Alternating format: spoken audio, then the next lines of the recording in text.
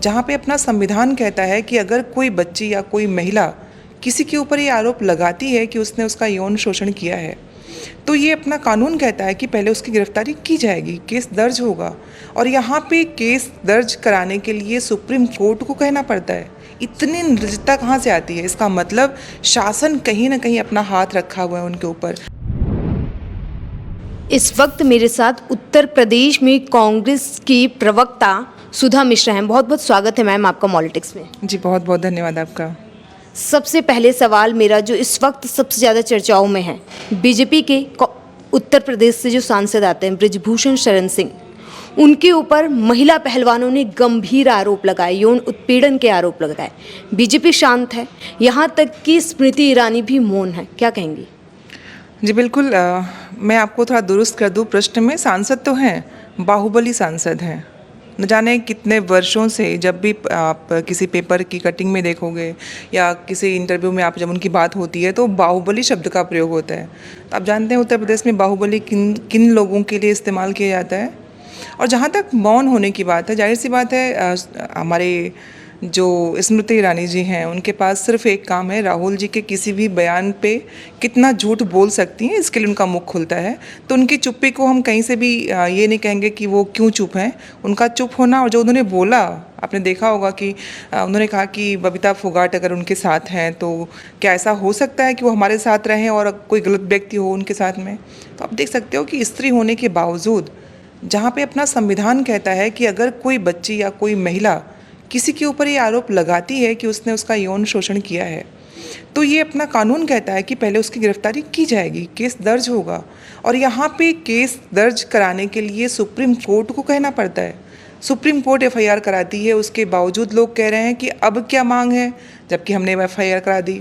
और सबको ये जानना बहुत है कि एफआईआर उन्होंने की नहीं, बल्कि सुप्रीम कोर्ट के दबाव में किया गया। इतनी निर्लजता कहाँ से आती है? इसका मतलब शासन कहीं ना कहीं अपना हाथ रखा हुआ है उनके ऊपर। आपने बोला, मंच पे जब उन्होंने बोला सबने सुना था, बहुत आपत्तिजनक शब्द थे किसी के लिए भी, कोई भी अगर सुने।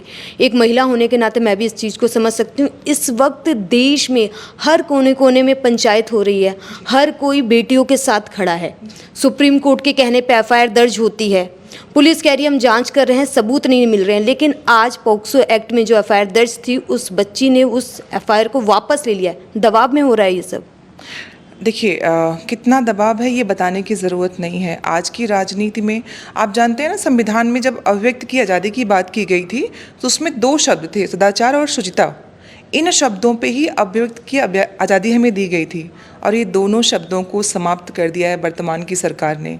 इन्होंने जितना अपने हिसाब से उन्हें जो सूट करता है उसके हिसाब से सिलेक्ट करते हैं, उस पर काम करते हैं, और जो उन्हें सूट नहीं करता है उसको वो छोड़ देते हैं संविधान की धता बजाते हुए।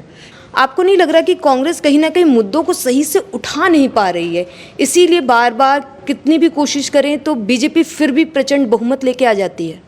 इस सरकार ने ना नब्ज पकड़ी है। आप जानते हो कि जो ये धर्म की भीरुता हमारे समाज में है, जो अंधविश्वास क्यों है? क्योंकि हम शिक्षा का जो प्रसार था, जिस तरह से फैलना चाहिए था, जब देश स्वतंत्र हुआ तो हम शायद 35% ही पढ़े लिखे लोग थे। आज स्थिति कितनी बेहतर हुई। मैं तो सोचती हूँ कि कितना क्या होता उस वक्त अगर ऐसी सरकार तब बनी होती, तो शायद जिस बात पे इतना ये गर्व कर रहे हैं कि हम विश्व गुरु बन गए, ये बन गए, शायद ये देश को कहाँ ले गए होते जिसके बारे में हम उम्मीद भी नहीं कर सकते। तो कांग्रेस ने जो कुछ भी किया वो देश हित में किया था। वो सत्ता को बचाने के लिए या सत्ता लोभ में 24/7 नहीं लगे थे।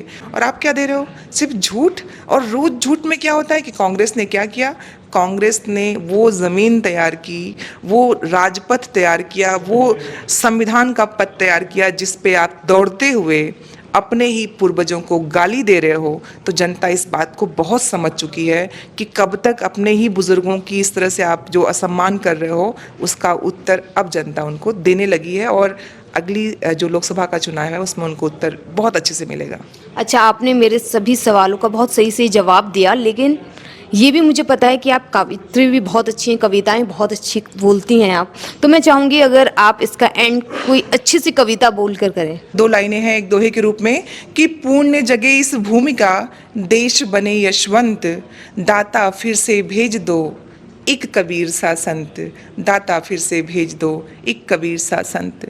2 लाइनें और देती हूँ कि सूखी आँखें सरल हों, सूखी आँखें सरल हों, पीर नीर हो जाए, नस नस में मीरा घुलें, मन कबीर हो जाए, मन कबीर हो जाए। बहुत बहुत धन्यवाद। Thank you so much.